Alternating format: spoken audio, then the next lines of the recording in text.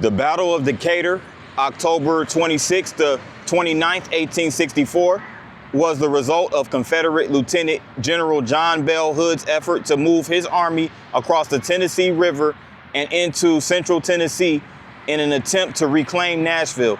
The engagement occurred as part of the larger Franklin-Nashville campaign.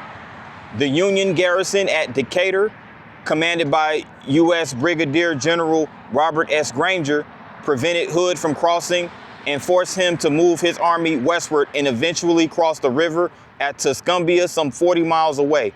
Ultimately, the engagement here would delay Hood's crossing of the Tennessee River and contribute to his failure in December to retake Nashville for the Confederacy.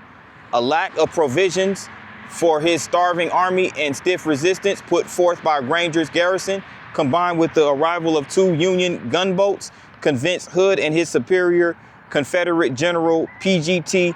Beauregard, who had arrived on the scene the night of October 27, that further action against Decatur would be foolhardy.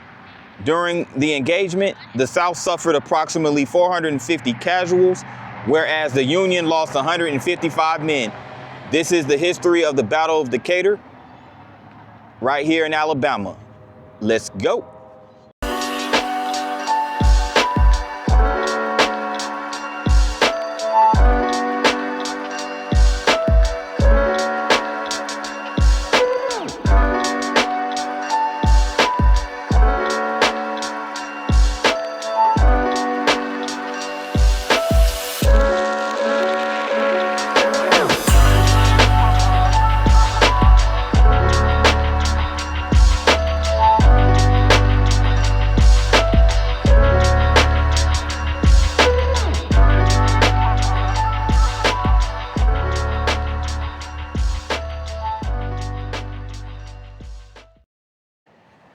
Welcome to another P9 video.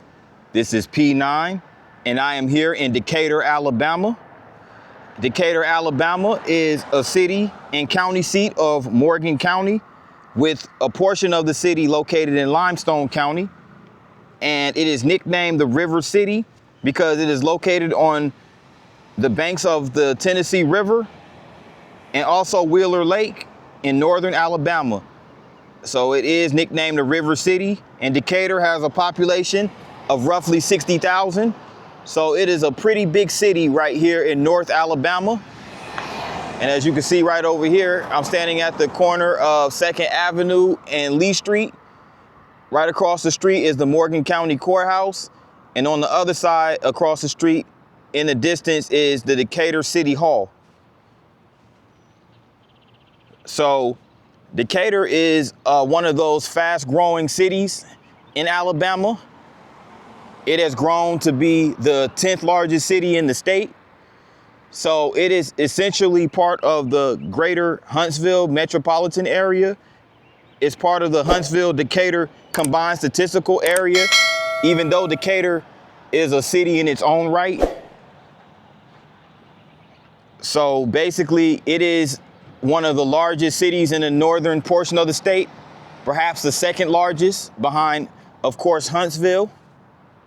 And this is actually my second video in Decatur. I have done a vlog in Decatur before, and it was okay, but it was hardly anybody downtown and in the city when I did the video, because it was on a Thanksgiving day. And I just wanted to come back and do another vlog in Decatur for a more comprehensive video. So as we walk down this corridor downtown, I'm gonna give you a little background. We're over here on 2nd Avenue. So as we walk down 2nd Avenue, as you can see right here, you have Alabama Center for the Arts.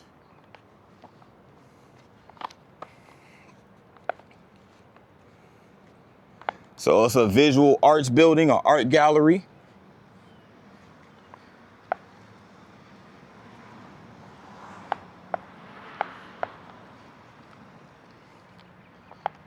And you have the sculpture right here of some birds.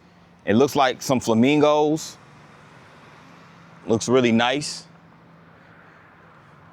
But yes, Decatur, the city itself, was established in the early 19th century, around the 1830s. And due to its location on the river and railroads, it was an important transportation route. And it also served as one of the major battling grounds in the Civil War.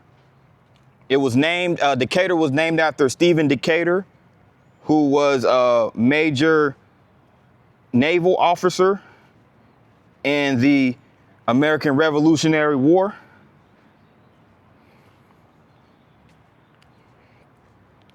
And at the time when it was first established, Decatur was actually a terminus on the Tuscumbia, Cortland, and Decatur Railroad, and it was the first railway built west of the Appalachian Mountains. So again, Decatur, being that it's located along the river, which we'll see later on in the video, and railroad tracks, it became a very strategic point for shipping supplies during the Civil War. And this is the Alabama Center for the Arts. So this is the actual performing arts building right there.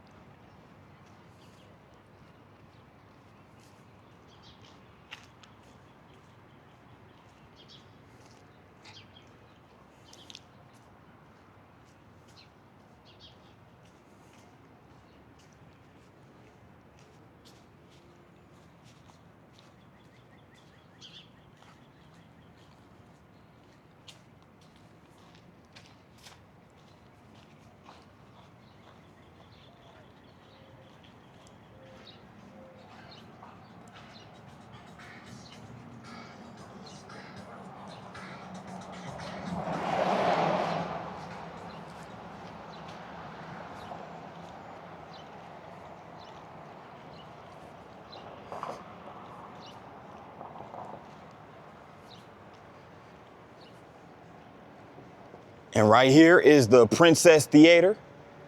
So this is a historic landmark right here in downtown Decatur. And it is still a functional venue.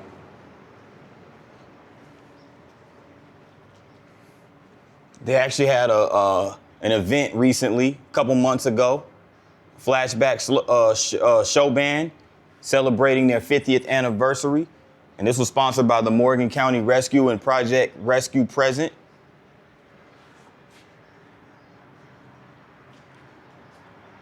So here's a bunch of posters of numerous events, upcoming events right here.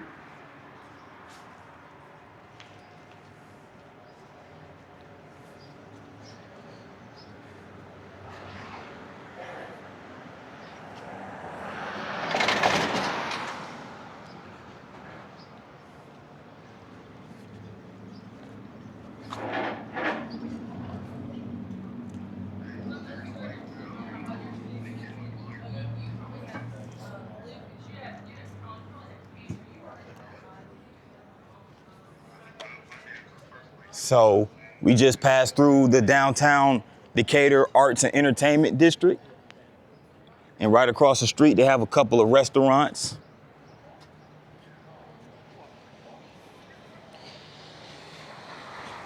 And they have a vacant retail space across the street.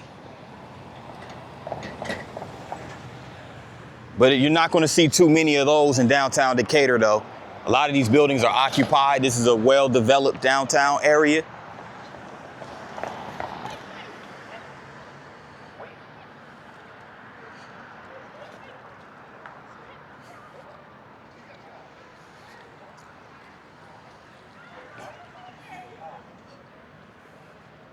And this is the vacant retail space right there.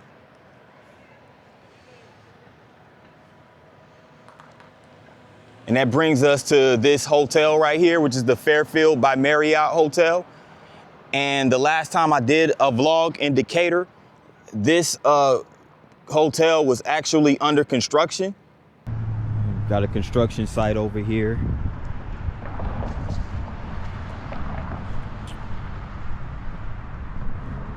Looks like they're building a hotel.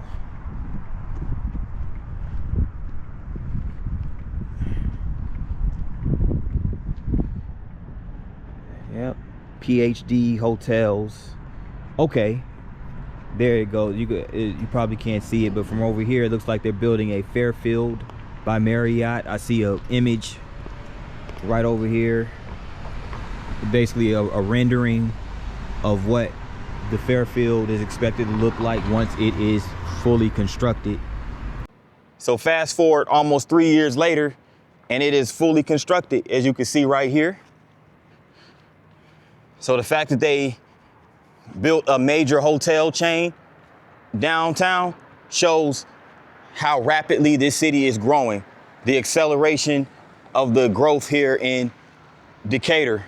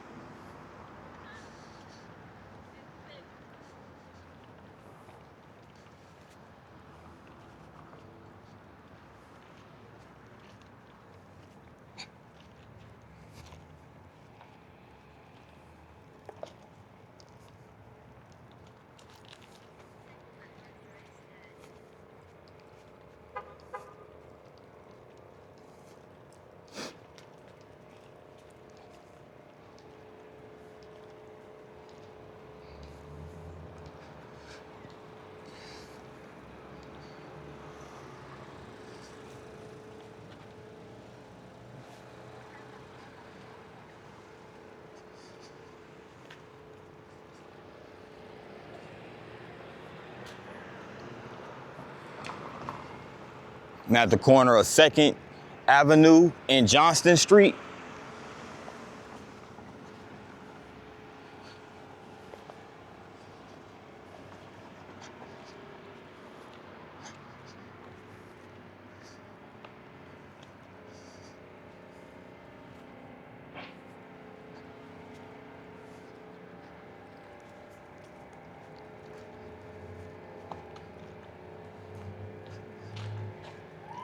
So they have quite a few restaurants down here.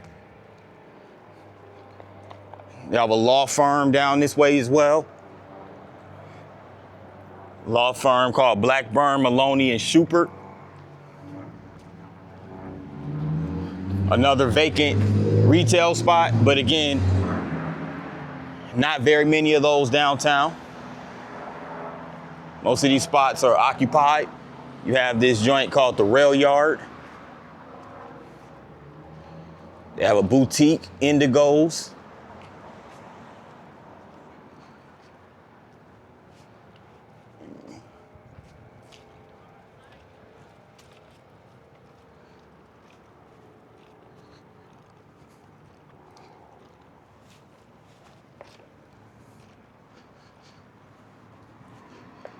Had to come across the street over here and get this really nice mural on the side of this building.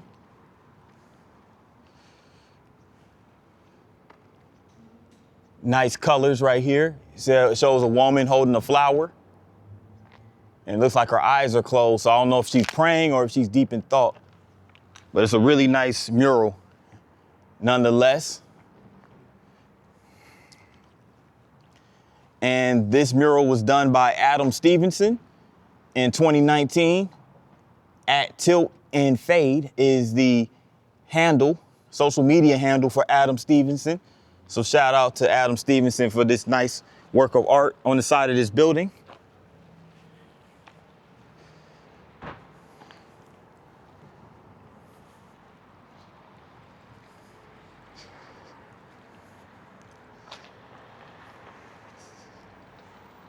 And this brings us to this garden. It's called the Casa Grande Garden, in gratitude to Blackburn, Maloney and Shupert Law Firm and Trawler's Garden Company for generous gifts, which made the garden a reality. So this is the little garden right here.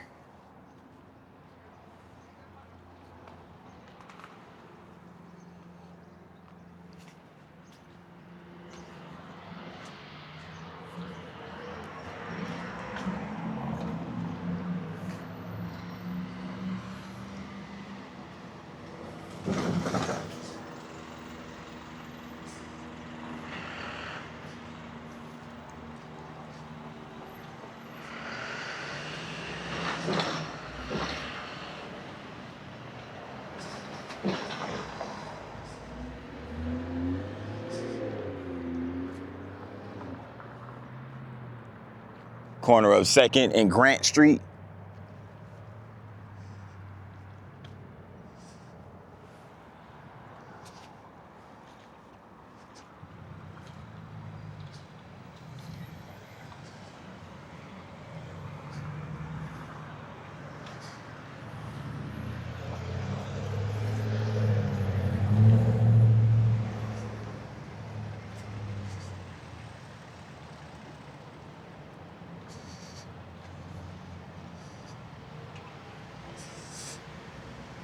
Check out this building right here. The Paper Chase. The Paper Chase. That's a dope name for an establishment. The Sassy Owl Boutique. Okay. Hairway to Heaven.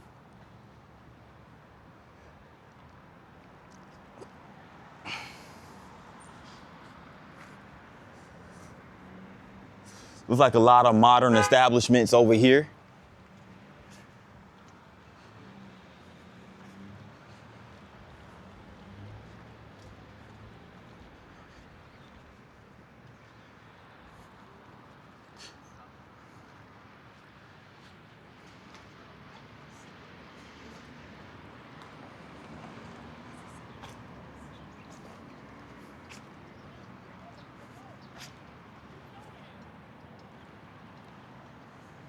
And check this out.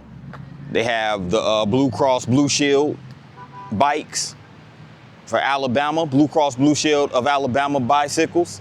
They sponsor these bikes called the Blue Bikes. So just to promote, healthy living. So really nice that they have those bikes that are available for rent. You can download an app and activate the bicycles and pay however much it costs to rent it I think on an hourly basis. So I'm on this side of Decatur, which is called the Albany neighborhood. Now Albany is a separate part of Decatur.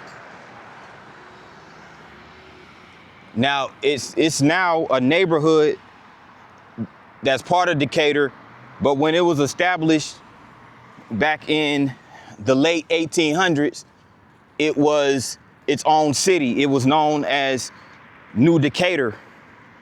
So Albany, Alabama was called New Decatur, but it was basically immediately southeast of the city of Decatur. So New Decatur / Albany existed as a city from 1887 until 1927, a span of 40 years, when it merged with the city of Decatur. So this is the Albany neighborhood. It even has this historical church right here. which was established in 1890. It's called St. John's Episcopal Church.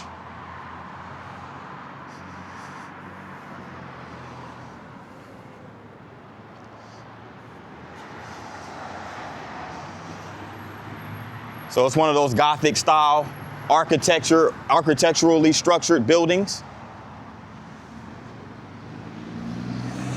And they even have a marker right here for St. John's Episcopal Church. And when it was established in 1890, 75 members of the St. Paul's Church, which was founded in 1867 in Decatur, split away from the church over the location of a new building. Newcomers to the parish and city wanted to be built in the new Decatur/Albany near their homes. Longtime St. Paul's members preferred the old Decatur location. So a second parish, St. John's, was established and admitted to the Diocese of Alabama in 1891. The women of the parish formed the Guild of St. John's Church in 1891 and worked tirelessly through the decades to meet the needs of the new congregation. The all-male vestry set the direction of the church, but regularly requested monetary and volunteer assistance from the Guild, which raised money by making and selling homemade ice cream, cakes, and aprons. The Guild is credited with the keeping of St. John's afloat as the new church struggled financially. The first woman was elected to the vestry in 1973 rather. So here's some more information about the St. John's Episcopal Church. You know, basically they had to build this building in 1893 to accommodate a growing congregation. And and it's been here ever since. So the building, which originally faced Jackson Street, was turned 90 degrees westward to face 2nd Avenue in 1940. Now encased in stone, the 1893 building forms the nucleus of the present church. So this building was enlarged and renovated in 2007, but it wasn't until, it was actually in 1983 when St. John's was listed in the National Register of Historic Places as the new Albany Registered Historical District, Residential Historic District.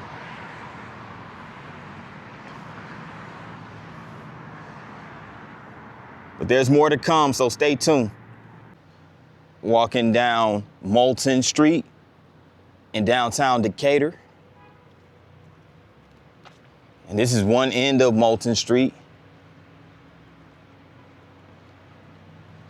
And in this building right here, looks to be where the Tennessee Valley Press Incorporated, so the publication for the Decatur or Tennessee Valley area is in this building right here.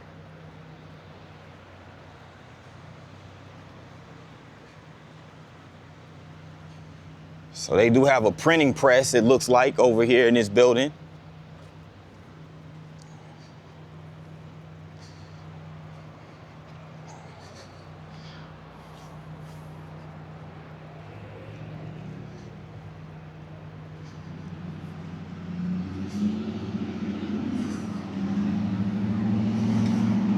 And they have a tap room across the street too, a tap room.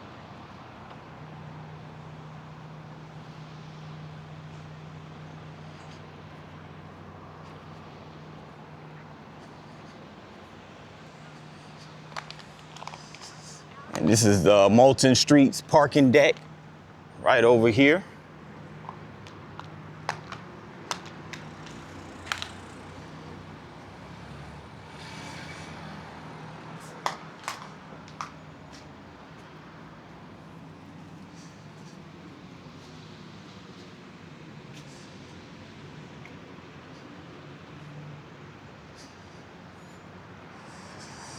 They have a tavern across the street called The Brick.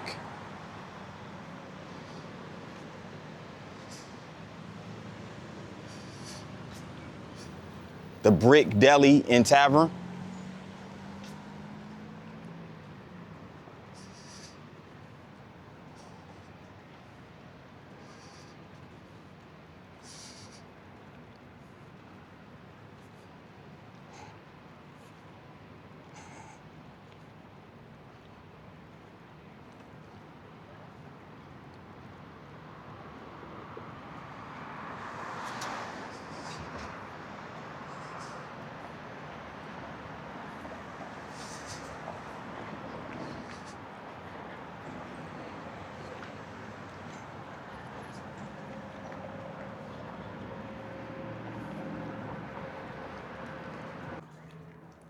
Now I'm on the other end of Moulton Street.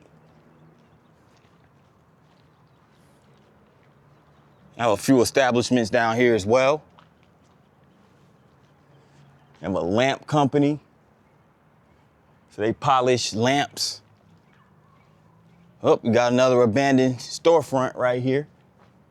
It used to be occupied by the Decatur Firefighters Association.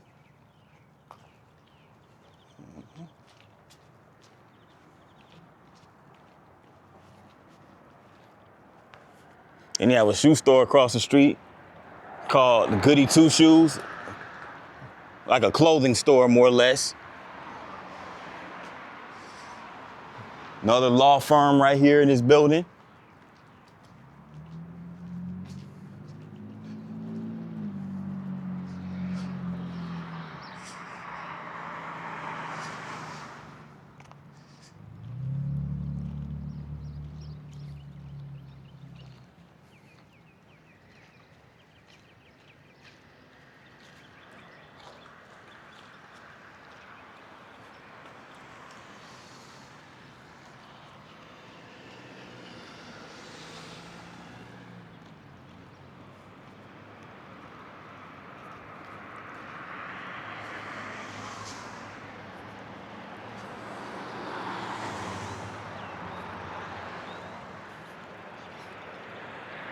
Check out that colorful mural across the street.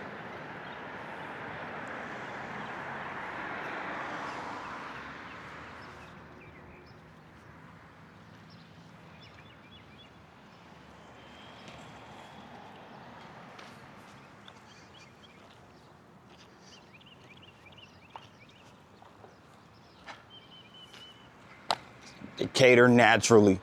Decatur naturally, okay. Has the different color reds, orange, blue, and it's by the Alabama Mural Trail. So they have a website where you can check out different murals that are on the mural trail, www.alabamamuraltrail.org. I'm gonna go check that out. I'm a huge fan of murals, as anybody who have watched my channel long enough probably already is murals and sculptures. So I'm pretty sure you guys have a pretty good understanding of that. For those who've been watching me long enough. Riverbank and Trust.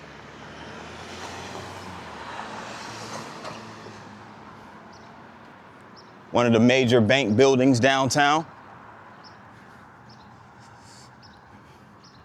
Looks like they also have a Regions Bank across the street.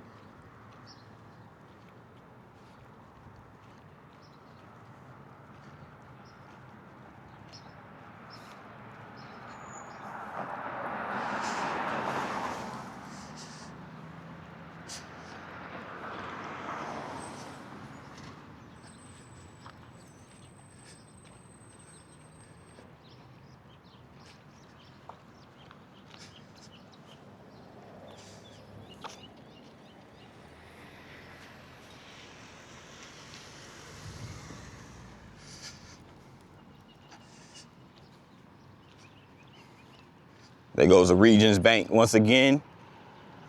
And the Regions Bank sits right across from this museum right here. So this is one of the many museums in the Tennessee Valley region. This is the Cook Museum of Natural Science.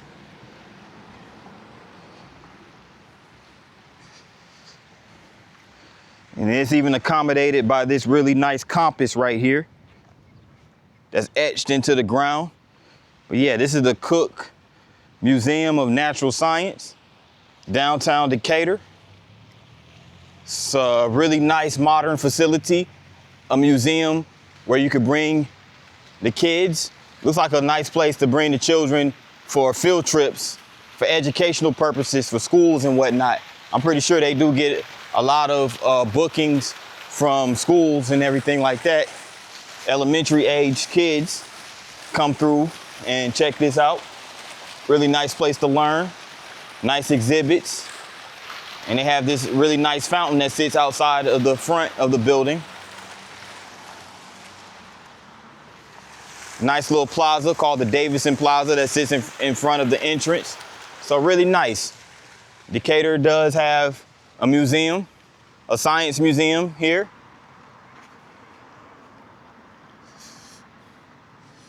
And once again, right across the street, right there, that building is the City Hall. It's pretty interesting structure for it to be a city hall.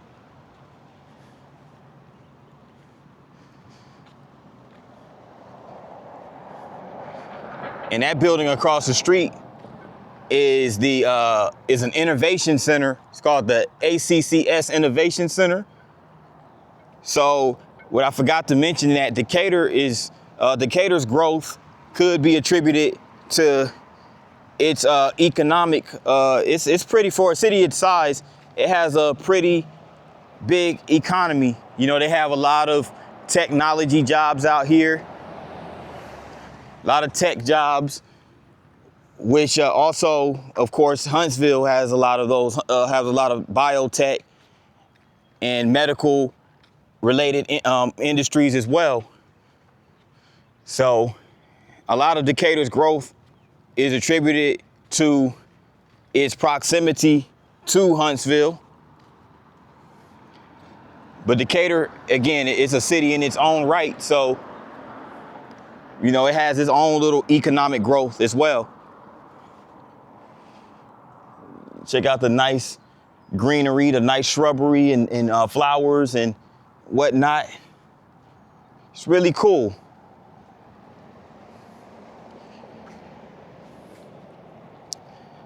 But that does it for the footage right here in downtown Decatur. But there's more footage of the city to come, so stay tuned. Old Decatur Historic District.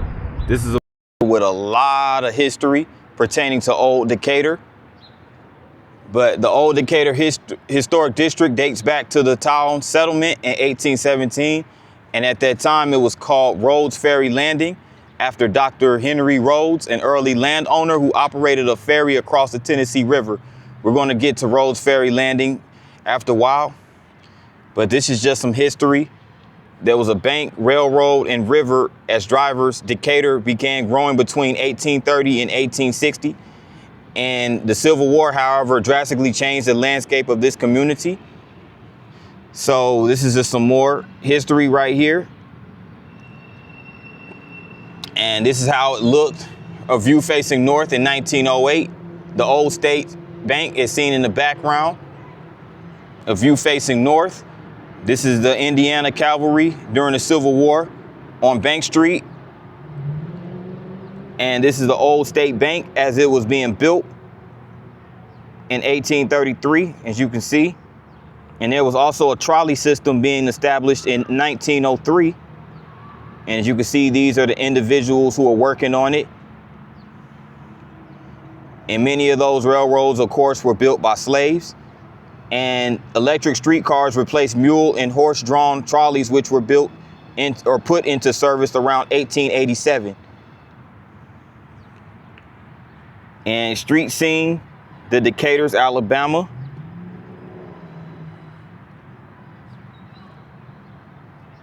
Now, it used to be, I guess it was called Decatur's back then, because remember, there was a new Decatur and a original Decatur. So you can see the street scene, and you can see historic Bank Street right over here. So just some really cool imagery right here, highlighting the history of Old Decatur as we approach Bank Street. I am here on Bank Street in Decatur. Now, Bank Street is actually one of the hidden gems of Decatur. It's called Bank Street because the further you go down, you're going to run across what's called Founders Park, and right across from there is going to be the Old State Bank of Decatur. So this is a very historic district right here in Decatur.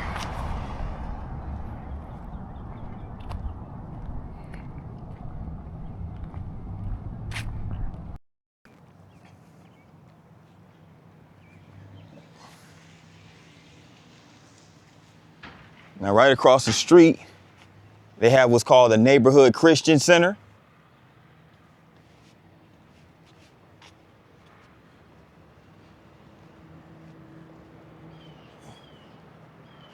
But this building right here is the Morgan County Archives.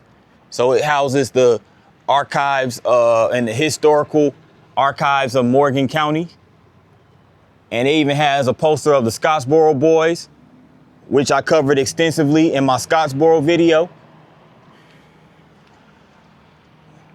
And this was Morgan County Archives was founded in 1995 by the Morgan County Commission. And these are all the individuals on that commission.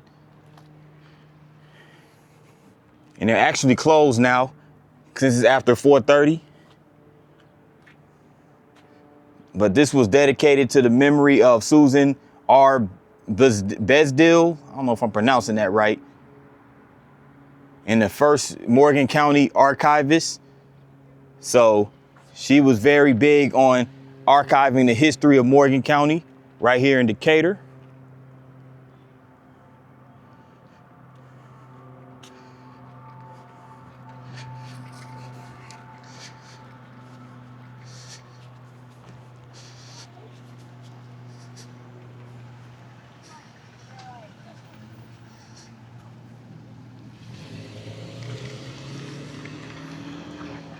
And look at that tower right there, that tower transmitter. I believe it might be a transmitter, or there's a transmitter over there, which leads me to believe that this was more than likely a radio station back in the day. The building is unoccupied now, but yeah.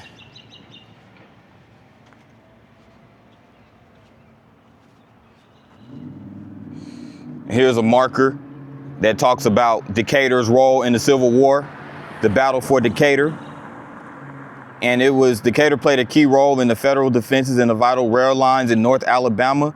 These defenses were configured in a 3-tiered system. So there were a bunch of gunboats and things of that nature that were lined up on the Tennessee River.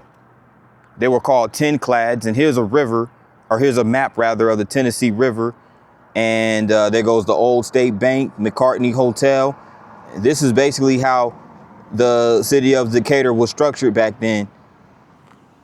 And this was the Brigadier General Robert Granger and Commander Colonel Charles Doolittle right here. All major players in the Battle of Decatur, a major battle in the Civil War.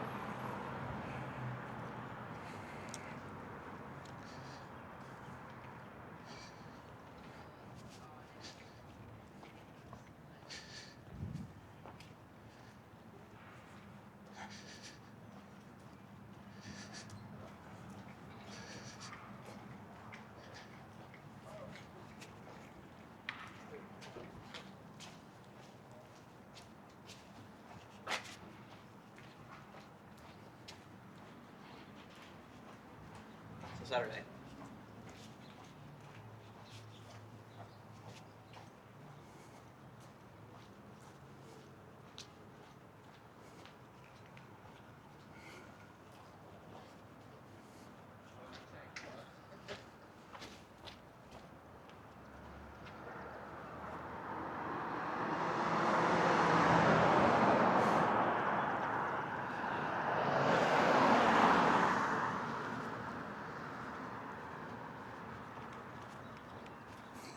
They even have a suit shop over here. Halos for men. Okay.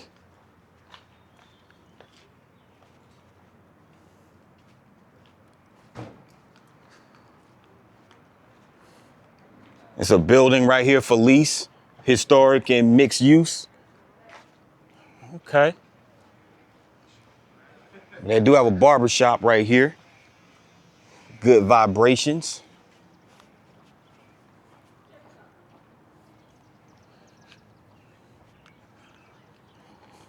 Another cool mural right here. This was done by Tracelyn. Is it Tracelyn Sykes? Tracelyn Sykes did this mural, real colorful mural. It's a bunch of names on it, as you can see. So like it's a sculpture right here of Someone playing the guitar. Okay, really nice mural over here.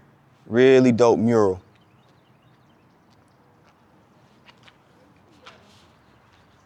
Let me continue.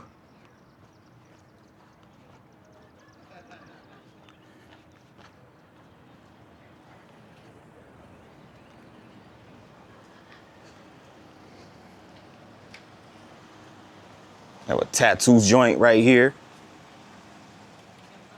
Antique shop. There you go, antique shop. Of course, they're gonna have some Coca-Cola memorabilia.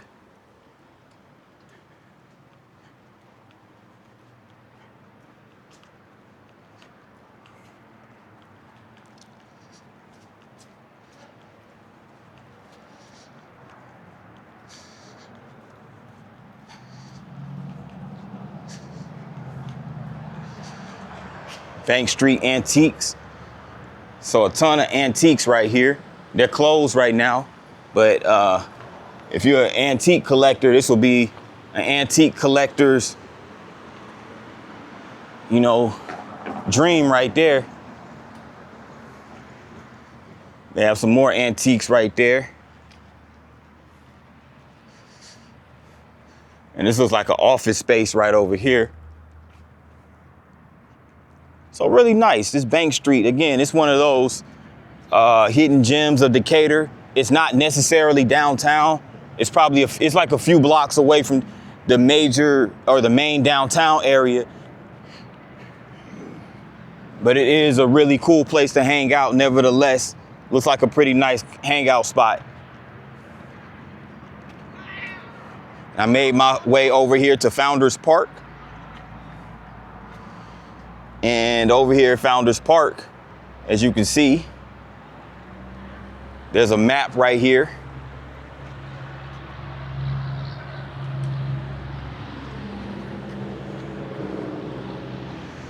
And they just give a bunch of different locations. They have the Carnegie Library, the Morgan County Archives, which we just passed by, Old State Bank, which we're going to see in just a minute. Old State Bank is a two-story Greek revival opened in 1833 as the branch of Alabama State Bank. In Founders Park, talks about Decatur's 5 founding fathers who laid out the town in 162 plots in 1820. You also have the old Decatur Historic District nearby and the Decatur train depot. So, but we're over here on Bank Street. And once again, you have Founders Park right over here.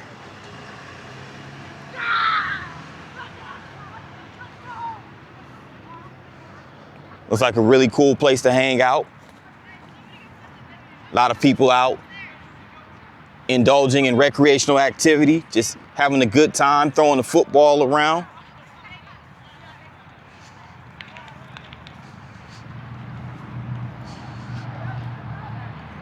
It also looks like they have a sound stage over there.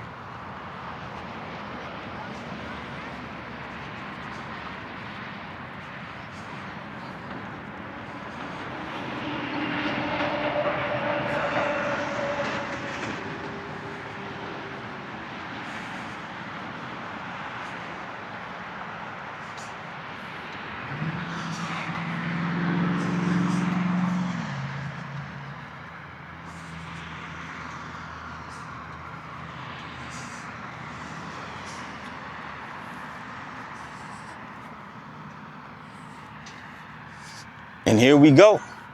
Here's the Old State Bank building.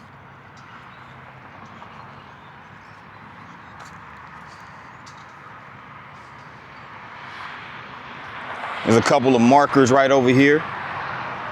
Middle Tennessee campaign in the battle for Decatur. Confederate General John Bell Hood. And this is a map right here from where he traveled from Decatur all the way up to Nashville to engage in the battle for Decatur. And here's another historical marker with more information of Decatur and the Civil War in North Alabama.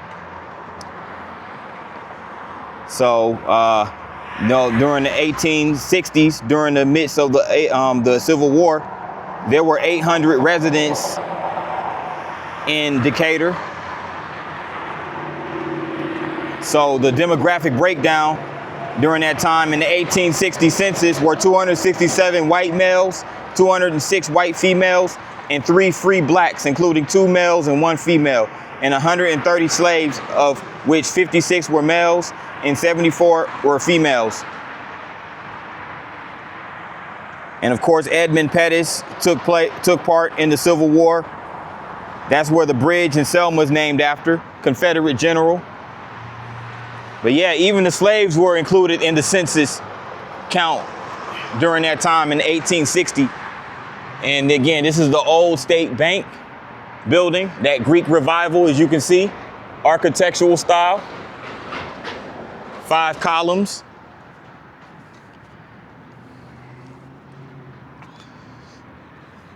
Very historically valuable here. And it's the old State Bank building, erected 1833 at a cost of $9,482. Classic revival design, and it was listed on the National Register of Historic Places. Decatur Branch Bank of the state of Alabama, chartered 1832 by state legislator, profitable until 1837, and charter revoked in 1842 and closed. In 1842 and 1901, this was used as a residence, Union Army Supply Depot, and First National Bank. And it was purchased in 1901 by Dr. F.Y. Cantrell, renovated 1934 by CWA as Museum of Civil and Civil Hall, donated by Mrs. W.B. Edmondson and American Legion Post number 15 to the city. It was restored in 1982. And the site is original lot number 60 of 1824 town plan. So again, this is a very historic building right here in Decatur. And it's also part of the Trail of Tears National Historical Trail. So really dope building right here. Really nice historical building.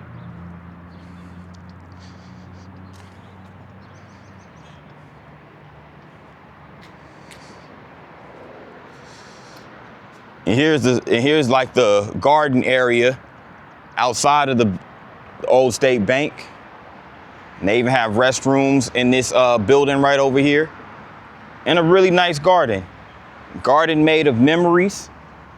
The Trowler's Garden Club, 2001 to 2008. Really nice manicured and preserved and managed garden right here outside the old State Bank.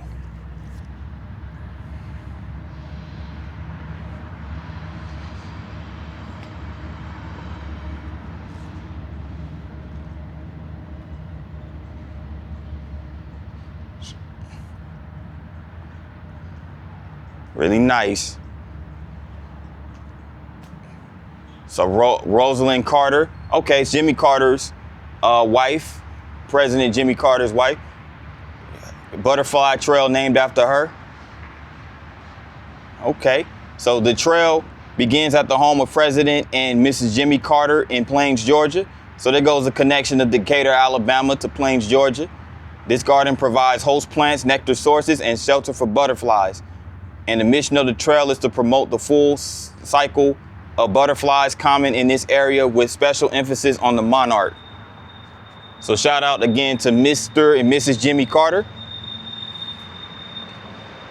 But this is the old State Bank. Really nice, nicely preserved site right here, preserved landmark. And this is the garden. Really dope, really dope.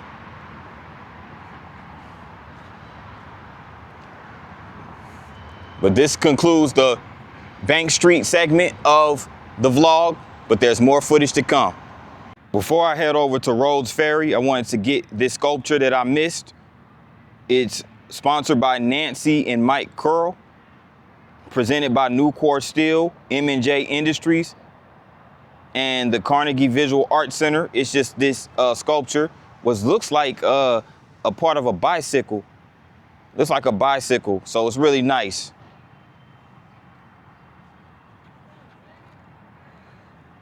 Just wanted to get this sculpture. I'm over here in Rhodes Ferry Park here in Decatur. Look at these nice butterfly sculptures right here. It's really nice. But yeah, Rhodes Ferry Park is a park, historical park, right here in Decatur on the Tennessee River. And here's just some history markers over here.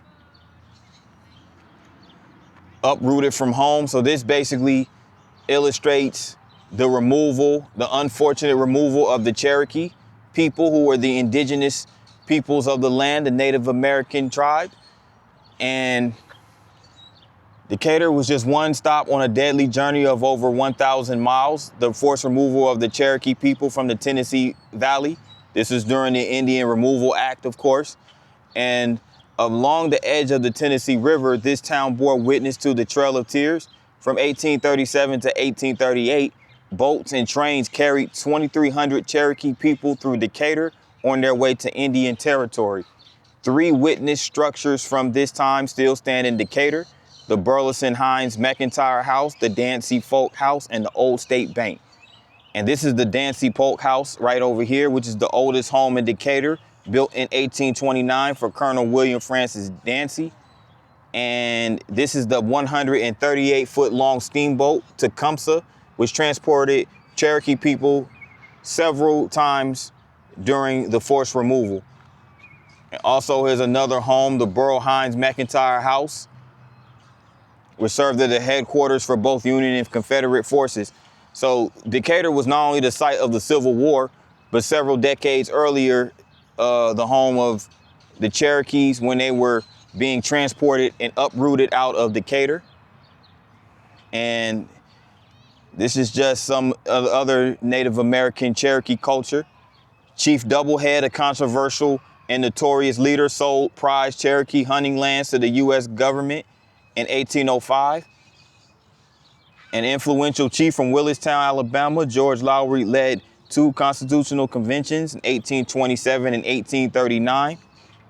And here's Cherokee Chief John Ross, who informed Cherokee Phoenix readers about the Indian Removal Act of 1830.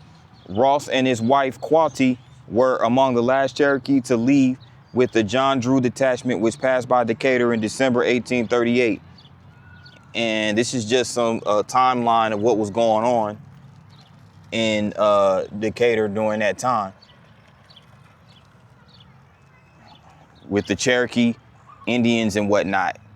So it was so many of them that were removed here, and they had to make passage from Decatur due to the forced removal all the way out to establish a new lifestyle over in Oklahoma. So a new capital of Indian Territory, Tahlequah, was founded in 1838. The U.S. government forcibly changed the territory to the state of Oklahoma in 1907. And today, at over 300,000 strong, the Cherokee people are the largest American Indian tribe in the United States. So yes, you have a lot of people, a lot of descendants of the Cherokee Nation. So that bloodline is very strong. That bloodline of the Cherokee Indians were very strong. And Colonel Thomas Jefferson Morgan led nearly 400 proud African-American warriors fighting for their freedom at Decatur across the ground where you are standing.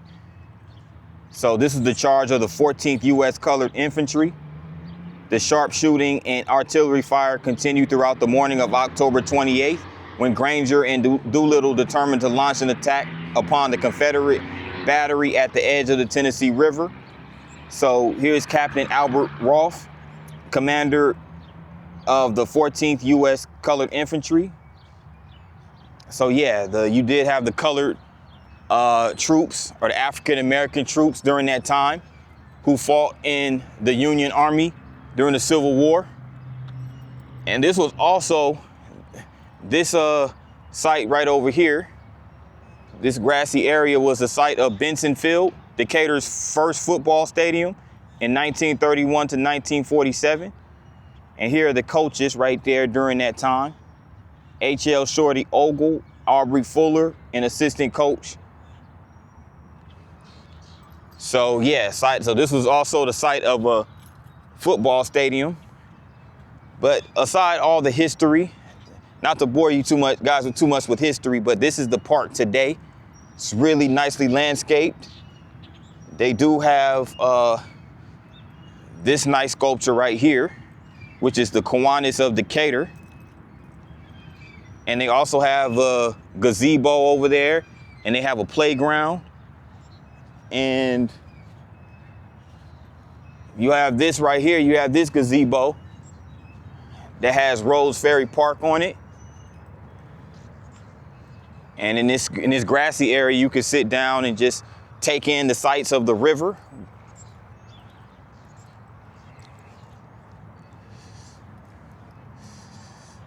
Here's another marker right here of the Cherokee Trail of Tears. Another various detachments that removed the Cherokee people from their homelands in the southeastern United States. 3 of them landed in Decatur at what became Rhodes Ferry Park. Due to the difficulty of navigating the Muscle Shoals portion of the Tennessee River, the Cherokee were transported from Decatur Landing to Tuscumbia Landing using the newly built Tuscumbia, Cortland, and Decatur Railroad. On March 7, 1837, the Major Ridge Party docked at Decatur with 471 Cherokees. The Lieutenant Edward Dease detachment landed here on June 9, 1838 with 800 Cherokee, and on June 21st, 1838, the Lieutenant Robert H.K. Whitley detachment landed with 1,000 Cherokee. Out of the 3 detachments there was but 1 documented fatality in Decatur, that of an elderly Cherokee woman. A second documented fatality happened en route between Decatur and Tuscumbia, involving a Cherokee man crushed by the train. So yes, wild history of the Cherokee removal right here in Decatur as we inch our way towards the riverfront. So it does have a railroad track that sits right next to the river. So this is not only a riverfront park, but it's also a railroad park. So it has a dual function, and there's a railroad bridge right across from here, as you can see. And also, not to mention, a lot of people come out here to fish. So there goes the auto bridge right there, the automobile bridge that crosses into Decatur. And right over there is the railroad bridge. There's actually a freight train moving across it as we speak.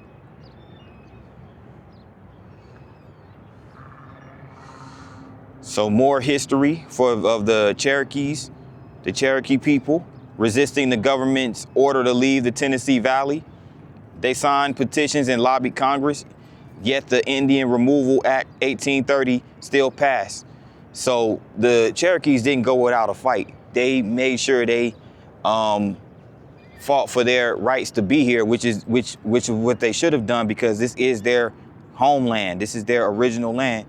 But this is where they, this is where a map of where the removals took place, from Chattanooga on down to Decatur, to Tuscumbia.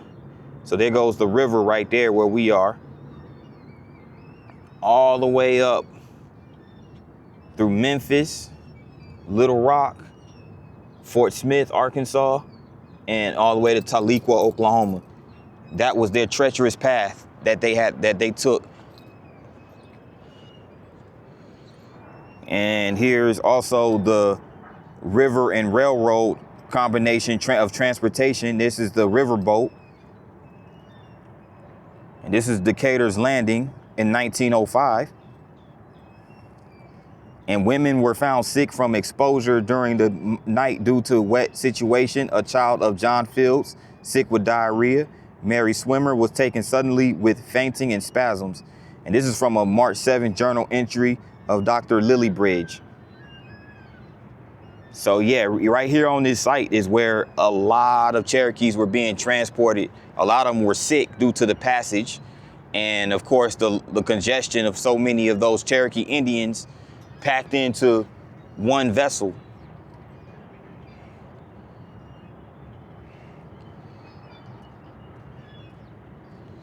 So this is the rail route right here from Decatur all the way to Tuscumbia. And the Tuscumbia, Cortland, and Decatur Railroad was the only railway line in the country used to transport the Cherokee people during forced removal. Wow, the Tuscumbia, Cortland, and Decatur Railroad.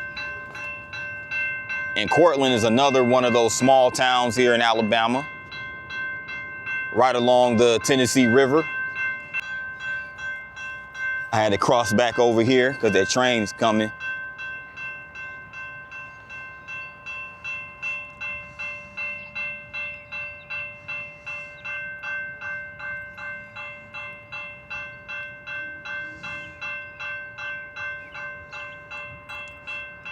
It's a freight train. But that does it right here at Rhodes Ferry Park. Just wanted to get this part of Decatur. So stay tuned for the next part. We're almost done. On the last leg of this Decatur vlog, I'm over here at Ingalls Harbor. And this is the building, like the visitor center of Ingalls Harbor right here. As I get ready to make my way towards the water. But from 1937 to 1981, Ingalls Shipyard was the history of craftsmanship. So it was at this site, or near this site, where Decatur industry was located. The hub of Decatur's industry was located at the shipyard of Ingalls Iron Works. Industrialist Robert Ingalls started his company in Titusville, Alabama in 1910 in an effort to diversify his holdings and create a new market for the steel his business produced. Ingalls opened his Decatur shipbuilding business in 1937. So due to Decatur's location on the water, on the river, you know, shipbuilding became a major part of the industry here in Decatur, especially during World War II when, you know, battleships and shipyards were in high demand. You know, steel was in high demand, iron was in high demand. And not only was Decatur known for high production of steel, it was also Birmingham that had a high iron and steel industry. And that's Robert Ingalls right there. And there goes the people working on the shipyards back during that time. And it was during World War II where every shipyard in the U.S. was pressed in the major war effort. So yeah, so shipbuilding for the Tennessee River made the shipbuilding industry in Decatur very lucrative. So it's just some images right here that illustrates the history of shipbuilding industry in Decatur. And they also, down this way, they have a marina for boats. So they do have a marina right here on Ingalls Harbor here in Decatur.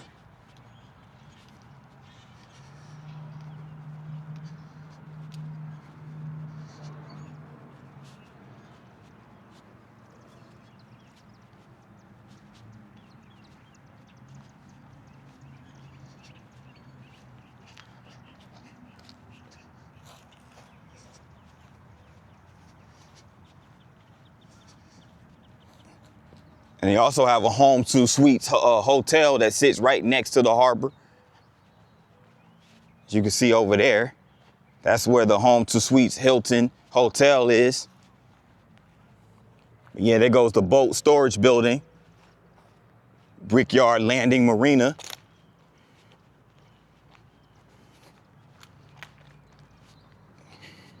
And you have this structure right here.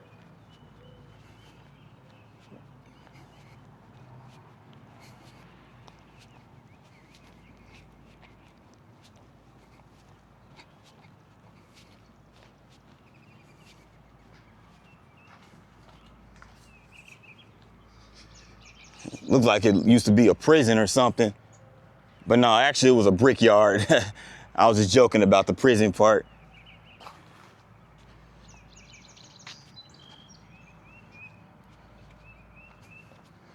But we're gonna get a glimpse of the water here pretty soon, the river.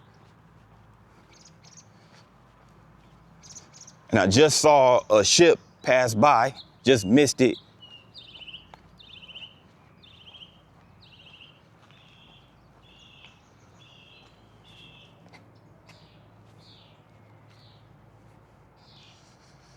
But this is the marina right here.